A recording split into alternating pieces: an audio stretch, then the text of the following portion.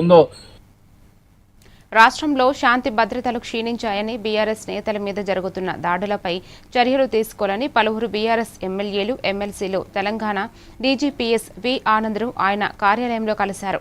నిన్న కరీంనగర్లో BRS MLA పాడి కౌశిక్ రెడ్డి కారుపై దాడి, బీఆర్ఎస్ ఎమ్మెల్యే క్యాంపు కార్యాలయంపై దాడి ఘటనపై ఫిర్యాదు చేశారు. ఈ దాడితో కేంద్ర మంత్రి బండి సంజయ్కు సంబంధం ఉందని, అందువల్ల కేంద్ర మంత్రిని నిందితుడిగా చేర్చి ఎఫ్ఐఆర్ నమోదు చేయడంతో పాటు కౌశిక్ రెడ్డికి భద్రత కల్పించడంతో పాటు మరిన్ని డిమాండ్లతో కూడిన వినతిని పత్రాన్ని డీజీపీకి అందజేశారు.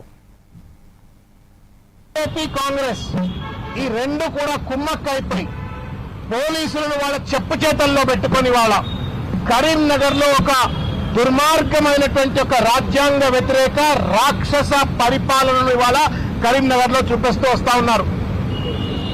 కూతవేటు దూరంలో పోలీస్ స్టేషన్ ఉంటుంది, 100 మీటర్ల దూరంలో పోలీస్ స్టేషన్ ఉంటుంది.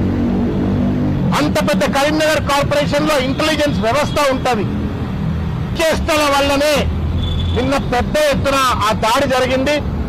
భగవంతుడి దయ కౌశిక్ రెడ్డి వాళ్ళ బతికున్నాడు, లేకపోతే ఇవాళ ఆయన ప్రాణాలు కోల్పోయేట్టుగా పరిస్థితి ఏర్పడుతుండే. పెట్రోల్ బాంబులు పట్టుకొస్తే పోలీస్ కేసులు పెట్టారట, మారణాయుధులు పట్టుకొస్తే పోలీస్ కేసులు పెట్టారట. బండి సంజయ్ గారు లాంటి వాళ్ళ భాష విన్నారా ఏమన్నా? భారత్ మాతాకి జై అనేటువంటి వాళ్ళు మాట్లాడే మాటేనా అది? కేసీఆర్కే పుట్టిన వాణి కేటీఆర్ని అడుగుతారట ఆయన.